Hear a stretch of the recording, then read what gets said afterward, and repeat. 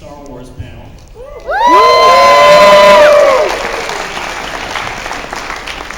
I am going to be your moderator and leading the discussion today. My name is Bryan Young. I write for Big Shiny Robot, but also do freelance writing for StarWars.com and Star Wars Insider, and I do a Star Wars podcast called Full of Sith that we're taping a live show of tomorrow, so you should all come out to that. But these gentlemen will be talking to us about how Rebels and Clone Wars changed Star Wars, as well as myself, and I'll let them introduce themselves in turn. Pablo, you want to start? Sure. I'm Pablo Hidalgo. I'm the creative executive at Lucasfilm at the LFL Story Group, and I've been with the company for about 15 years now. I got to watch the genesis of Clone Wars, became really good friends with Dave Filoni, supervising director of the series, and I'm part of the Rebels team right now with the Story Group, helping shape where that story is going. So it's great to be here.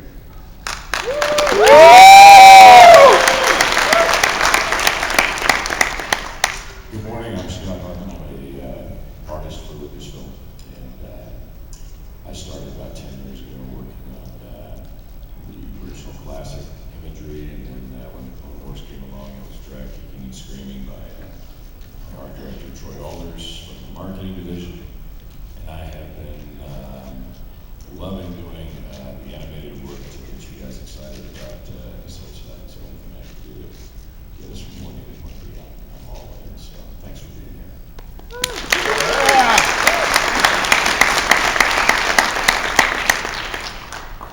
Good morning, I'm Dee Bradley Baker. My involvement with Star Wars began the summer of 1977, after which I had my parents make me a Jawa costume. I have a nice picture of that. My first Star Wars gig was being hired the next summer when Star Wars Episode 4 was re-released to be a Jawa all summer long and watch Star Wars Episode 4. They paid me movie passes, my best gig ever. Next to maybe this, I guess. And then since the beginning of Clone Wars, I was voicing clones, as well as other voices, and thankfully now, at least a few of them made their way out, and they're coming back very soon. And I think you're going to love what you see. So since we have Dee here, I'd like to start with how the movies didn't really dive into the lives and the inner lives of the clones whatsoever. And one of the things that the Clone Wars series brought to Star Wars was that inner life. And Dee, you were challenged with bringing all of it to life. Yeah. And I'm wondering, sort of from everyone here, as you watched the show, what did altering the clones in this way bring to the table with Star Wars, and how did it change things for you, for your perception of the movies? Well, I mean, the wonderful thing about, one of the many wonderful things about the series is it brought specificity to the relationships as well as to the individuals of the clones, and it just brought so much more meaning, I think, to the entire universe that had already been painted. And that really locked in with the Rookies episode, I think, when it was established that, yeah, these guys all kind of work on their own and they seem distinct, and this can be a part of the deepening of this storyline. And I think it's just paid off marvelously. It's so gratifying to see how the fans have responded, in particular to the clones, and how they've been clamoring for them ever since we said goodbye to the Clone Wars. And it's so marvelous that they are coming back. Yeah. I think one of the really interesting distinctions as we got to know the clones over the seasons of the Clone Wars is just how effective they were. And we were coming out of, for those of us who were original trilogy fans, we were coming out of growing up with stormtroopers and thinking them to be not always consistent in their effectiveness. And so we got to see like what the original generation of these troopers were like, and they were really potent and powerful, and obviously something happened through the course of time that they became less so. And what's really fun with Rebels, and we teased a little bit of this in a video that we just recently posted, is folks like Rex have a definite point of view of the effectiveness of stormtroopers. Yeah, they're very competent. They get the job done, and they're very reliable. That's part of what I think is so great about them. About clones, yeah. Clones. Nutritious. Well, that's an interesting point too, though. Before, as soon as Attack of the Clones came out, there was this assumption that stormtroopers naturally were then clones on the part of some people, and that's something that that's been addressed further and further, that that's not the case anymore, and that those incompetent stormtroopers were just people pressed into service. Well, not even pressed into service. It was one of these things that it was hard to pin George down around 2005 when Revenge of the Sith was out. And we had asked him, all right, does this mean that the stormtroopers are clones? And he kind of moved and hawed and suggested perhaps it's a mix. But what had happened is after Episode 3, when he began story development for both Clone Wars and a live-action TV series that he had in mind, he really put some thought as to what the early Empire was like, and he kind of netted out on the idea that the stormtroopers are not exactly conscripts, they're volunteers. And it's an interesting storytelling dynamic that you get the idea that sort of fervent nationalism, fervent belief in the Empire is actually more draining of individuality than having genetically engineered soldiers. So that in a weird way, the kind of people who bought Palpatine's message voluntarily are more drone-like than people that were born and raised in glass tubes. It's an interesting statement. One of the other big things that I think Clone Wars and Clone Wars specifically changed is there was some. There's been debate since Episode 1 came out about what the prophecy of the Chosen One is, and who would bring balance to the Force, and what the hell that meant. And I'd like to talk about the episodes of Clone Wars that actually kind of turned that entire debate on its ear with the Alternate Mortis and that series of episodes. How many of you are familiar with the Mortis trilogy? You probably wouldn't be in a panel about Clone Wars if you hadn't seen it. Right? So I'm curious, what was that like? For those of you who were involved behind the scenes on Clone Wars, what was the thought process there? It was super surprising because it was a type of storytelling that no one would have the guts to do unless it came from George. Luckily, it did come from George. No one would go into the mythic underpinnings of the Force, except for George. He's the only one who could sort of be allowed to do that. And so everyone involved in the production was kind of taken aback, saying, wait, George is saying that there are Force gods and there's a realm where these people exist, and there was an ancient truth to the Force long before the Jedi and the Sith arose. And that was really, really fascinating, the idea that he was thinking along these lines. It's the same kind of thing that inspired the Yoda arc from season 6, where Yoda goes through some very deep spiritual subject matter. And so what I love about this is George opened up the Force quite a bit in terms of what we can expect from it and how deep that mythology goes. What I also like about it is, even though it sheds a lot of light on it, it still leaves a lot of room for debate. And George was very good about certain subjects that he thought that it doesn't really do much good for him to weigh in on a definitive yes or no answer. He can shed more light about it, but there are things in the universe that are meant to be debated and are meant to be interpreted, and the Mortis episode is full of that. Do you guys have anything to add? Most of the stuff that I brought to the table with this was every time there was a new arc or a new element that was brought to bear, I would get contacted. We'd want to tell a great story. And I think Clone Wars for me, going from the live action characters to something that was more mythological, made it better for me as an artist. So I was able to delve a little deeper. One of the great storylines that I had a lot of fun with was the Savage Press, when Savage was brought in. And I remember getting a call to do an Asajj piece. And I was given some reference from the 3D guys, and I did my Asajj piece, and I got a call a week later, and I said, so what'd you guys think? They said, can you do it without the hood? So I did it without the hood, and the more that I kept asking, well, why do we need it without the hood? Why do we need this one? What's the sisterhood? What is the deeper story with her? And I think the one thing that was really great about how these guys created the story and pushed it forward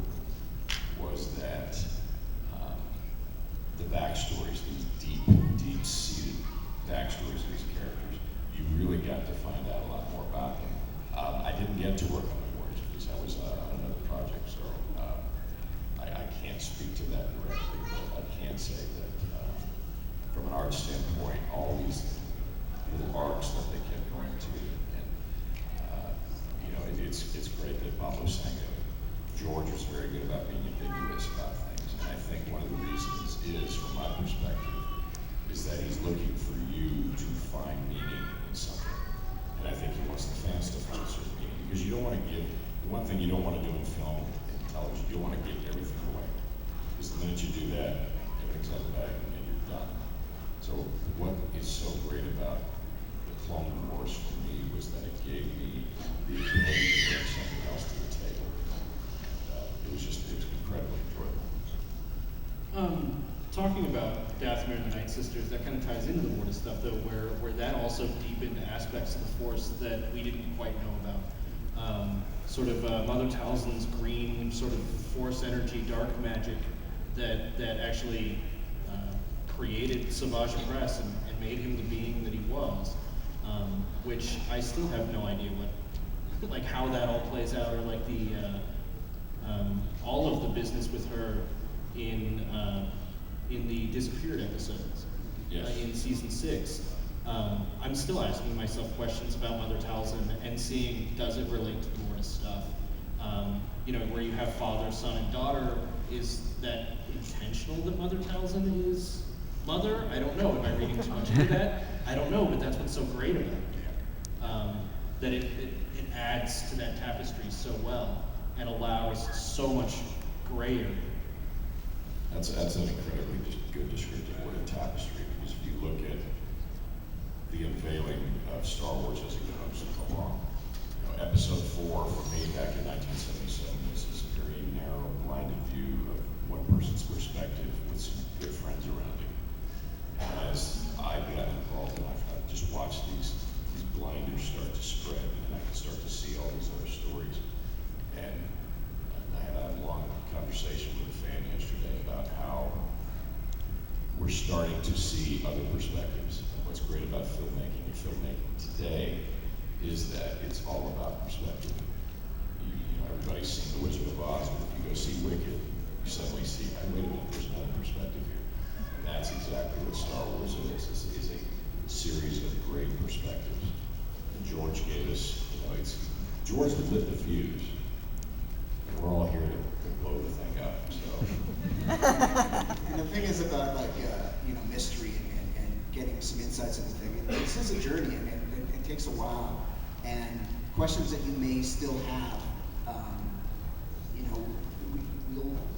there's every opportunity and every possibility that we will get around to answering them. But it's easier to answer it in the course of a story. That's right. It's better to answer it in the course of a story than just through Q&A. When Clone Wars wrapped and we started Rebels, we got a lot of questions about the state of Ahsoka and Rex, and we didn't answer those questions because it would be far better to answer that question with Ahsoka coming down that ladder at the end of season 1 of Rebels, or the sound of Rex's voice in the middle of the season 2 trailer, a room full of fans and celebration.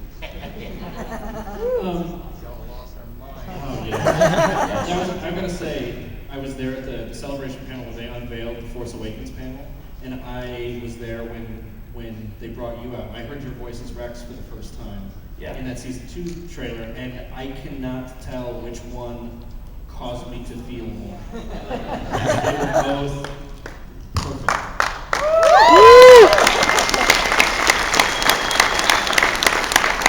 Well, it's really great. It was such a powerful and wonderful moment, and it really does speak to the tapestry, I guess is the word of the day, that George and the whole army of artists and technicians have created with Clone Wars. Is that it bears multiple inspection and repeating to go back and to see, how the richness of what this part that you looked at now feeds into the other part, and you still want more. You still want to go back and finish other parts of it and see how much further this whole thing can connect together. And so it was a marvelous moment. And I remember when Dave Filoni told me that they were going to do something like this at Star Wars Celebration, I just thought this has to be the reveal. I knew that it had to be something like that. It was pretty much what I imagined. It was really cool. I thought it was funny. It was complete coincidence with both the Force Awakens trailer and the Rebel Season 2 trailer. You have this moment where the screen is black and you hear a voice. And for Force Awakens, it's Chewie. For Rebels, it's, my name is Rex. And it's like, and the crowd went nuts. And I was thinking, way to go, old characters. That's right, the old lions return. Yeah. Dee, I want to ask ask you specifically as a Star Wars fan, and we've talked a lot about. I mean, you're a pretty entrenched Star Wars fan, and not just involved. As you're getting scripts, or we're getting scripts for Clone Wars, was there any time where you read something that would change something in Star Wars, that your mind was just sort of, wow, we're really going here, we're doing this? Well, I mean, let's see.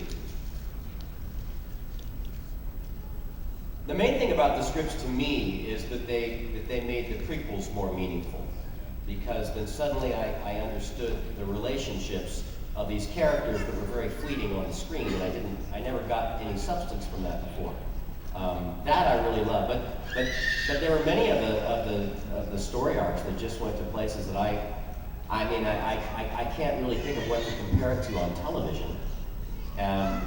It's cinematic, you know, the Umbara arc, or you know, the Fives arc they finished with, or even, you know, with the Bad Batch stuff that I hope you guys have checked out. The Bad Batch, if you like Clone Wars, you owe it to yourself to check through those animatics that are half finished stories. But it's one of my very favorite arcs. But it's such a fresh direction and a fresh, different take on things that utterly works and feels like it utterly fits. And that's one thing I just so loved about these shows, is that it did not get stale or repetitive. It continued to get stronger, more subtle, more artistically interesting, and to continue to innovate in where this story and this mythology goes. I mean, I do not know what to compare it to. Maybe the Nickelodeon's Avatar universe perhaps is similar, but the rendering of it is just so far beyond television. You know, I wish everyone would see the series on a big screen, or at least on a big screen television, you know, with no commercials, because it's positively cinematic. You bring up a point about adding meaning to the prequels, and that's not just, you know, smaller characters like Captain Tarpals kind of came into his own on the show, or other characters like that. But I think we kind of need to talk about Ahsoka and how that shades everything we see in Revenge of the Sith. And she is probably one of the most prominent characters we have in Star Wars today. And 10 years from now, we could have barely imagined having a character like that, or that Anakin would have even had a paddle. I love the sort of psychology that you could see in fandom regarding Ahsoka, because let's face it, there was a definite reaction to her when her existence became known, and what she looked like, and how she behaved at the start of the series. And if you had told anyone at that start that fandom would be clamoring for more of her, and would demand that she would return to the limelight, you know, you find people skeptical about that. But it's real testament that we're committed to sort of long-term storytelling and evolution in that regard. Because her character has really come to her own, and you know, kudos to Dave Filoni and Ashley Eckstein for investing so much in Ahsoka. And she really is like the Luke Skywalker character for this new generation, and it's fantastic. Yeah, one of the things I was very fortunate to do was when Ahsoka started dual wielding, I was asked to create an illustration that would be used through all the marketing of her, and I created it, sent it on. I said, when will this be released? And they said, you need to hold on to this for 2 months. I said, why? Because nobody knows that she's dual wielding. So I'm going to these conventions and doing panels and talking to people, and I so want to say she's going to dual wield. And then when they released the image, it was a real prideful moment, because for me that was her taking another step. And towards the end of the series, I worked on a little concept piece of Ahsoka in the direction that I thought she was going to go, which was to more to the dark side. Because in my mind, I kind of saw this as a possibility. But I like where they've taken her. It's just nice to know that we still have the ability to see her in many different lights. And she may have a dark side in her. We don't know. We all do. But I think that's the great thing about Ahsoka. She represented this light and dark path that you saw in Luke, which was a very great point that Pablo she was a lot of fun to work with. A lot of fun. Yeah. What's gonna happen? There's always some secrets baked into the Star Wars mythology.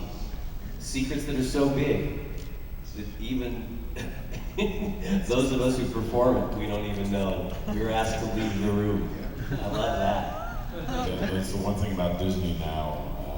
At Celebration, I was being very aware that the way that Disney does information disseminating to artists is just like top secret. If you're in the military, you may have the clearance, but unless you have a need to know, you're not going to know. Which is again great for us because it makes us work harder here. You know, when you're talking about the prequels, I'll say, like, one of the challenges of the prequels is that so many of the characters, you knew their eventual fates. And I think it's no accident that Ahsoka and Rex kind of broke out as the big stars of Clone Wars, because people were super invested in them because they didn't know their fates. And we're back at that square one again. Like, we still don't, we know they're back in the storytelling, but we still don't know what's going to become of them. And so that's super exciting and really compelling for storytellers. Well, and I think that they were telegraphed to kind of head a certain way. I mean, Captain Rex, we know how clones reacted when they get to Order 66, or thought we knew how they reacted. Or with Ahsoka, I didn't necessarily think she was going to the dark side. I thought she was going to be put in a position where Anakin would be forced to lose him. And he was in a way, but in a way that allowed her to live. But if you go through and watch, it's fascinating, really subtly, how they do that with Anakin and Ahsoka, where Anakin is training her the way he wishes Obi-Wan would have trained him. And that is a horrible way to be trained. Like, one of my favorite episodes of Clone Wars was the Duel of the Droids episodes, where Anakin is so attached to R2 and he's not quite sure about Ahsoka yet, so he goes off and says, you take care of General Grievous with all these clones, and I'm gonna go save R2. And she's like a brand new Padawan. That doesn't sound like good news. So at that point, I was just like, her days are numbered. She's not going to live. Because he's just going to keep having her fight General Grievous, because of the way Revenge of the Sith works out. Like, Anakin can't face off against Grievous. They can't go face to face. And that she lived was such a thrilling surprise. That episode where she walks away is so heartbreaking in all the right ways, that it was as bad as losing her emotionally. And it was, I think, a really great storytelling choice. And surprising. It was, we screened that episode, those episodes of season 5 in front of an audience at Lucasfilm. A bunch of fans in the Bay Area were invited to see it. So it was great to see it with a live audience and their reaction to it. And it was interesting because when Ahsoka, she has the opportunity to come back into the Jedi Order, and she puts her hand over Anakin's and pushes the braid back. There was a subset of the audience that just cheered. It just, like, they thought, you know, that she was better than the Jedi Order. Like, they recognized how short-sighted the council was and how unappreciative they were, and they were just really happy with that decision. So it was I hadn't expected a cheer in that scene, and that's what happened. I was bawling, and it got worse when I glanced over to the right and saw Ashley. That made it even worse. That was a moment that was kept secret. That I remember being asked to leave the studio when we got to the end of that script, and yeah, Ashley and Matt need to record something now, and you need to go. So when did you find out? Was it when it aired? Or? I found out when it aired. Wow.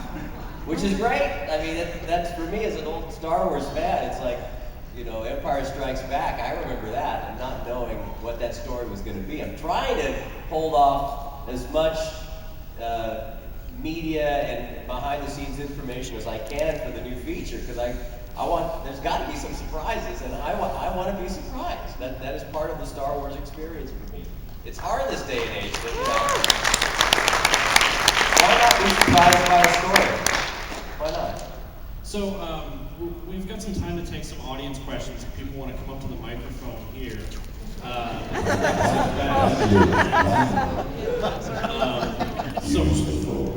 So why don't we just go and let's go quickly, because obviously a lot of you guys have questions.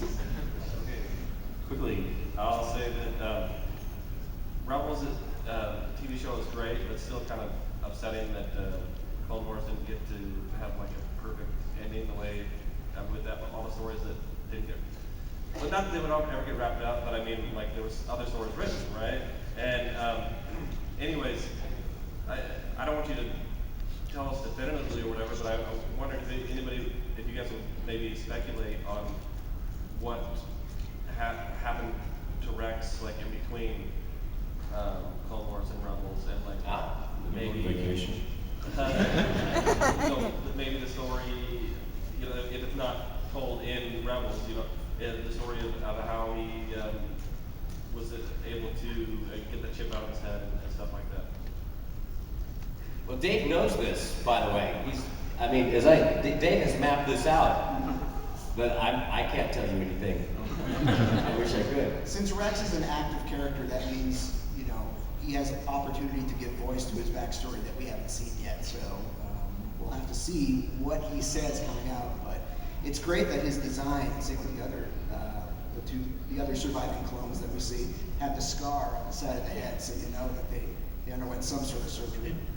It wasn't that such a heartbreaking moment when you watched those episodes with Fives to see how close they came to discovering what Palpatine's plot was.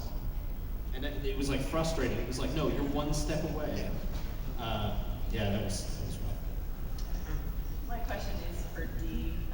I love Clone Wars, and I think part of the reason why it's turned out to such a great series is because the clones are so endearing, and they're endearing because they all have different personalities, but they have the same voice. How did you go through giving them, from 99 to 5s to Rex, you can tell that they're different, but they all have to have the same voice because they were clones. How did you do that? Well, the differentiation of the clones, I have to first credit for the wonderful scripts that we would get, where it's clear that these guys are different, that they're distinct. And then Dave Filoni would have a real clear vision of that as well. And we just read through that, and I switch in my mind. It's like I can see each one, and they look different to me, and they seem different to me, and I just jump from one to the next, so that by the end, like with doing the 5s arc, I'm doing that. I'm performing that scene with myself straight through. It's not as we started when we first started. When that was an issue and we weren't really sure about it, I would record each clone straight through, and then they just kind of cobble it and reassemble it later. But towards the end there, it was just me talking to myself. but by then, it was very clear to me who these guys are, and again, the scripts, which are so marvelous and really the foundation of the show, those show the way very clearly. The rest is acting. That was perfect. I had 2 questions and she just asked one of them, so it made my choice easier. One of my favorite parts was like the Mandalorian arcs with Darth Maul and Pre Vizsla. And I heard rumors that there were 2 teams that they had a contest between who would make the best fight, and that was the one that made it into the show. Is that true, or can you provide any other behind the scenes for that? Because that was awesome. I haven't heard that story, but it wouldn't surprise me. Our team of story artists are all action movie fans, and they're all deeply rooted in any type of action genre you could think of. There's a lot of Bruce Lee fans in the studio. So that would not surprise me, but I don't know that for a fact. That fight is amazing, and it's still, it goes to show you, it was easy to be dismissive early on that animation would not be as impactful as a live action fight, and yet that fight between Vizsla and Maul, I think, stands up with anything that we've seen in the live action movies. I will say briefly, I've got a friend who used to do lighting for Lucasfilm in Singapore, and there were 2 different companies doing all the lighting, and he would tell me that they were like in this bizarre game of one-upsmanship to see who could light better episodes and pull more ridiculous things off. So I know there was that level of stuff going on, even just the lighting. I've got to give a shout out to the fight choreography in the Clone Wars series in particular. There's a lot of movies out, even that come out now, that have terrible fight choreography. Big, expensive fantasy movies that you cannot tell what is happening. as they're slugging it out. And there's there's an example of really good fight choreography and good staging of the shots and all that, like for instance with Mad Max Fury Road. You know exactly what is happening with the way that that is shot and choreographed. And the stuff in the series, I mean, it's so spectacular that, you know, Palpatine versus Savage Opress, and I mean, it's that kind of stuff is just so beyond what television is supposed to give us. It's just great. Yes, sir. So I was wondering, what do you think is going to happen to Darth Maul, because he's not actually dead? And just his brother Vader. So Maul, Yeah. Maul's sure is hard to kill, isn't he? Tenacious. It's funny when Son of Dathomir came out, which was adapting an unproduced arc of Clone Wars into a comic series. Dark Horse did it, and I think Marvel just recently made it available through Marvel Unlimited. We had to hold the PR and marketing folks back from the publishing side to say, find out the definitive fate of Darth Maul. And we're like, that's not what it is, guys. It's the next story in his storyline, but it doesn't answer the question that everyone is asking. Will that question be answered? Well, there's a lot of storytelling coming up, so I would say there's ample opportunity for it, and we know that it's a burning question in people's minds.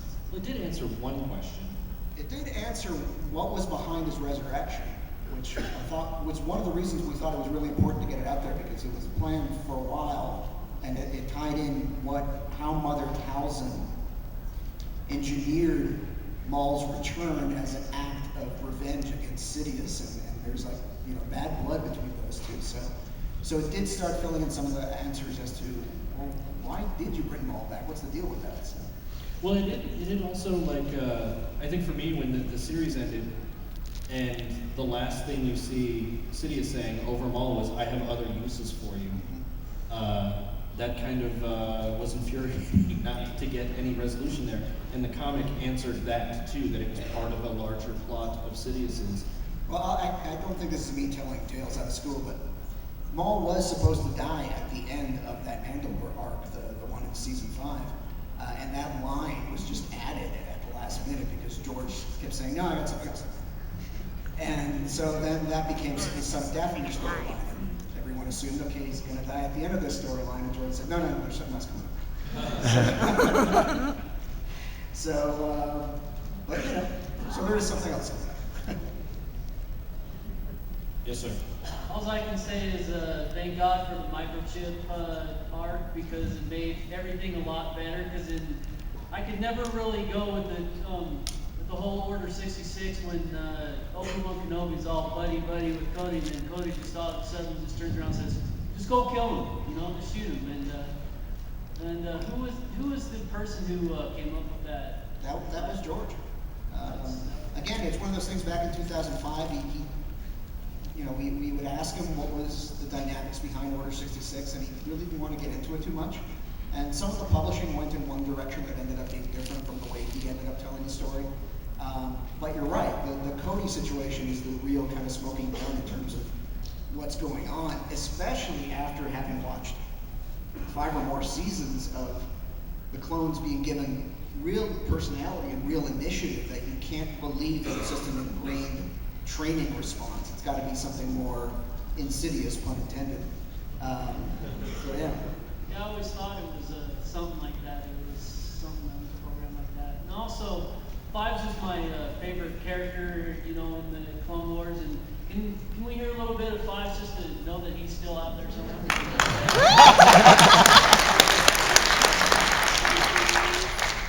I'm still here.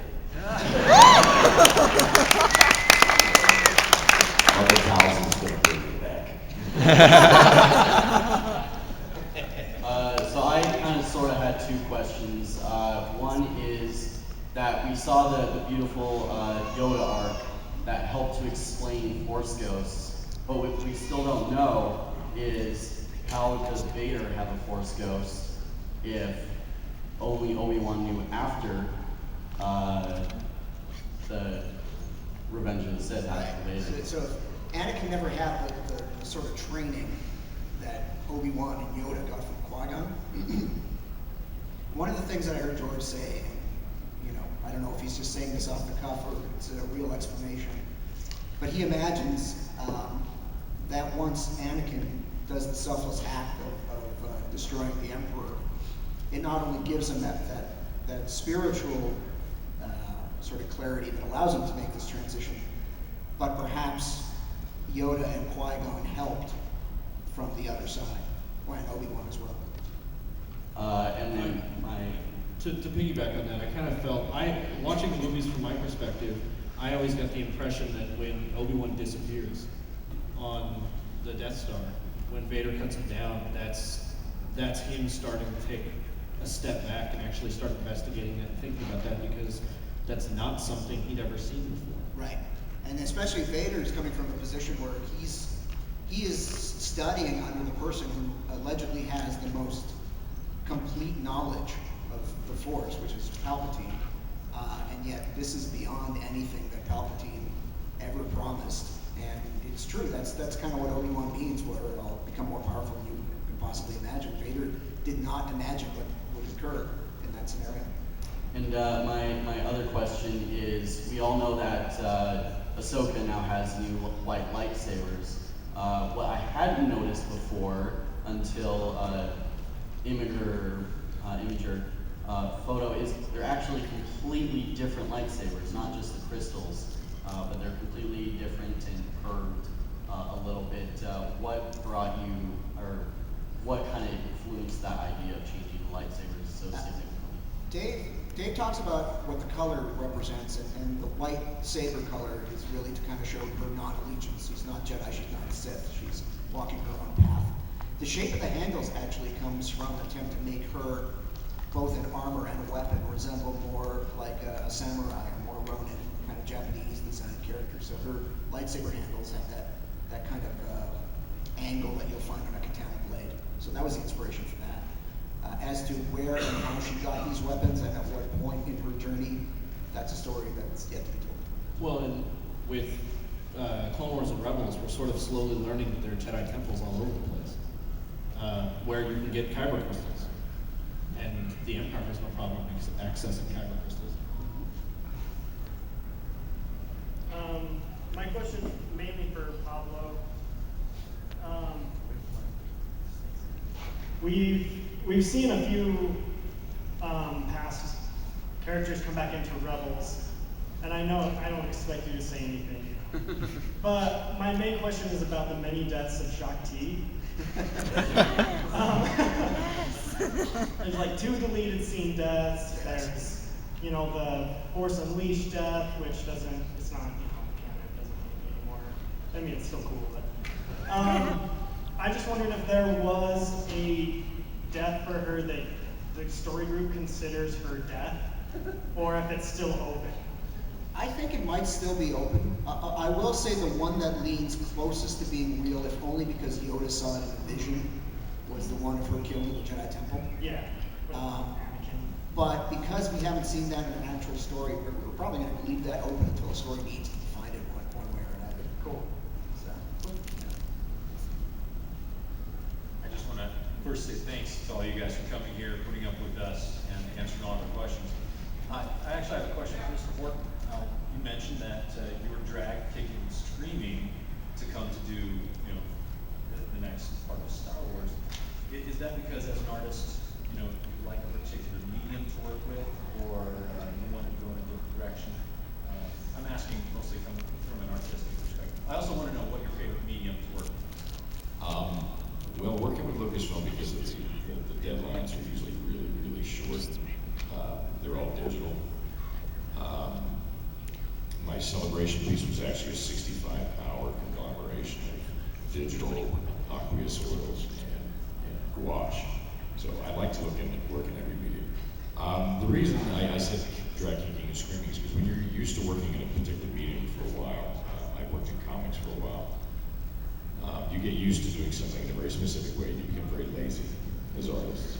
And for me, getting brought into the animation, it was like, oh God, I'm gonna, you know, you feel like in the beginning, it was the animation seems very childlike. And I was told very early on in a description of who the audience was. And the audience I was told was 6 to 9-year-old boys. So when I was asked to do my interpretation of where I was going to go, because they basically say, we want you to do these 12 characters, but show us what you want to do so we can get it approved, because there's a group that approves the visual. So what I did was I did Ahsoka first, and then in fact I did the female characters first. I got a call from our director, he goes, why do you consistently do the females? He says, our audience is 6 to 9-year-old boys. And I just come from a convention where I said, I'm not going to argue with you, you're the boss, but I believe your audience is 6 to 69-year-old boys.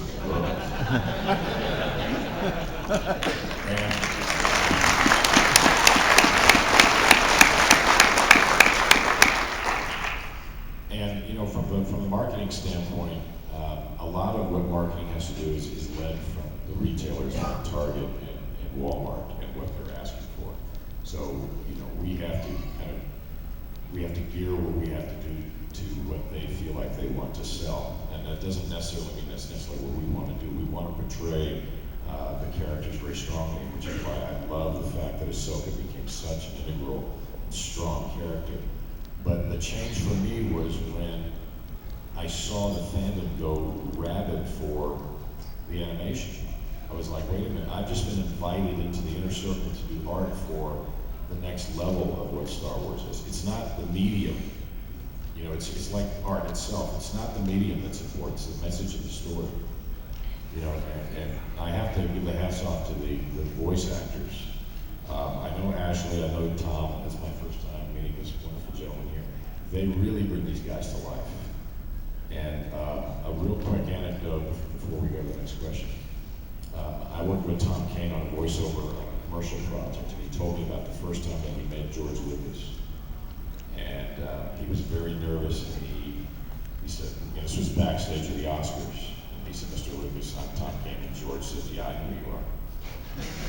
And Tom said, well, I just was wondering what you thought of my Yoda. And he said, George, stop for a moment. He goes, you're doing it too much like Frank Oz. I want you to do it your way.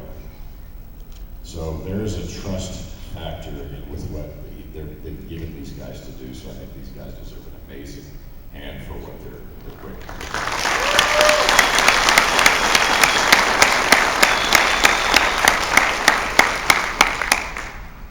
Something I really enjoyed about the Clone Wars was just the character design, you know, the art direction, everything was just so amazing. I've noticed when Rebels started, there was design elements that were changed. Things seemed to be smoother. You know, I know there's a lot of influence from Ralph's imagery from the original Star Wars. Could you talk a little bit about that and why maybe this transition to this other design style rather than keeping the elements that were so nicely done still with Clone Wars? I think part of it was, you know, Dave and Killian Plunkett is our art director of the show. Starting a new show was an opportunity to do a number of things. One is, you know, they've been working in a particular design language for so long that they welcomed an opportunity to revisit and do something fresh and different. But the other was to make it clear that this wasn't, you know, a continuation of Clone Wars, that this was its own show that had to stand on its own legs and had to tell its own story. Now, granted, it's given us the opportunity to visit some things from the Clone Wars because it's all a shared universe, but the interest was there to make sure that it had its own identity. And to do that, the art department really looked at Ralph as a starting point. And so the characters are kind of in the design language that's a stylized version of a lot of what Ralph did. If you look at Ralph's characters, they tend to be very tall and lanky, and that was translated into Rebels characters as well. And the textures and the colors and everything used in the show is much more one-to-one to Ralph. Okay, we've got about 5 minutes left, so let's try to buzz through the last questions. My question is, in the beginning of Series 2, when they have to escape Lothal, the Empire knows they're there. So later on, do you think when they have the bounty on their head, we can have IG-88 track them down and have a big battle with them? rebels have bounties on their heads. That's not a bad idea. We do know that the Inquisitors are still after them, so I think we will definitely see our heroes being hunted by nefarious forces. Thank you. All right, I have a 12-part question real quick. Now, for Dee, all the clones, like piggybacking on that first question of all the personalities, which was your favorite personality, the voice of Trooper? Oh, and long live Gregor. Long live Gregor indeed. It's impossible to pick a favorite clone for me.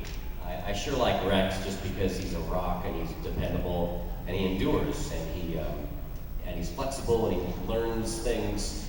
I sure like Rex, but yesterday someone asked me. I said I think today it'll be Cut LaQuaine because he's a dad and he kind of took his own path and it's a very unique one in terms of all the clones that we've seen. You know, I love 99. I love Heavy. I love Heavy's final moment. It's impossible to pick just one, but I'll say for today. I'll say for today also Cut McQuaid. First off, I want to thank everybody for bringing all that to life. The animated stuff is what got me way back into Star Wars. There was a gap between when I was a kid and when I was an adult, when I didn't really express it that much, and then I got into animated stuff, kicking and screaming, and thinking I was going to hate it, and it just ended up turning me into Superman. What I wanted to ask was bringing Ahsoka back, which when I found out about it, I had mixed feelings. Like, I liked the fact that she walked off literally into the sunset, and so I didn't know if I was going to like Ahsoka coming back. But is that something that kind of y'all had a concept of on the Clone Wars that y'all then brought into Rebels, or was that something that y'all just decided from the beginning on was going to be a Rebels thing? It wasn't a given at the start of the Rebels process. It evolved, and Dave's thoughts about what became of Ahsoka evolved through the course of developing that first season. So it was not a given at the start in any way, but it just became this natural solution because we needed a character that fit that role, and we all kind of latched onto the idea that it could be Ahsoka. It was super important that we had to make sure that our Rebels crew were all well-defined characters that could all carry an episode as well before we brought in anyone supporting that had so much presence like a pre-existing character. I was just curious about what was the hardest part of transitioning from the Clone Wars to the Rebels, just because the styles do vary and change. I don't want to speak too much for Dave, but I've heard him say this, and a lot of it is just time. The Rebels episodes, we're producing them on a much tighter pace. Clone Wars had the luxury of having the backing of someone like George Lucas, who really tinkered a lot with it, and Clone Wars was ridiculously ahead of when you would see an episode. It was remarkable how much time there was between the writing of an episode and the broadcast of an episode. There was still a lot of work to get it done, but it wasn't as compressed a schedule. And Rebels came together really quickly, and thankfully came together really well. And the idea was strong enough that the schedule did not impede what it ended up being on the screen. This question is for Dee. In Star Wars: The Clone Wars, there was the hidden enemy episode where the clone had betrayed the Republic and had sold out the separatists, and there was cutlery for the him. Like, what was going through your mind when you were playing both of those characters, knowing that one of them had left and abandonment and one of them had betrayed? Well, I mean, those are very interesting clones to me, and the other, I can't remember the clone's name. What was his name? Slick. Slick, right. But what an interesting character. Superficially, this is someone who's left the reservation, so to speak, and is a traitor, so to speak. But it's like, you know what? He sees that this is not going well, and actually his perspective is pretty valid in a lot of ways. It's just that nobody else knows it yet. In a way, I mean, you see that in other ways in the series, but it's, maybe in some ways he's an unsung hero. Someone said, guys, we need to get out of this a lot sooner than we did. I don't know. Good point, though. Last question. Hurry.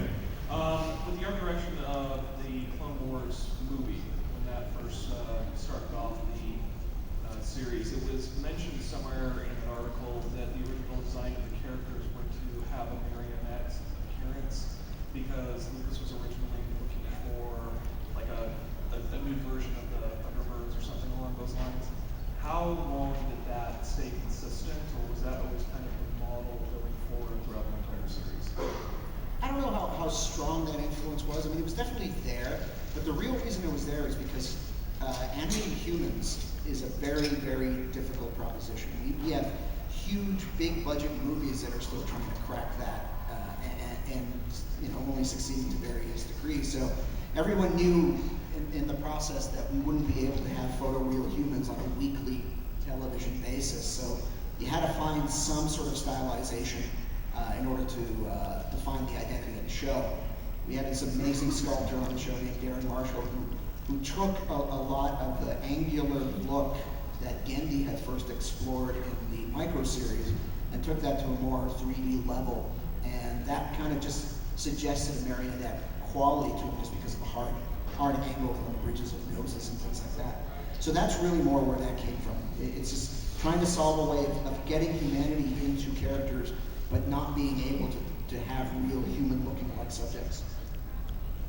So, I'd like everyone to give a round of applause to our panel.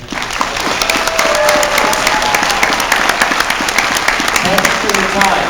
It is my hope that by New Year, that all of you will agree that this has been the best year to be a Star Wars fan ever. Oh yeah!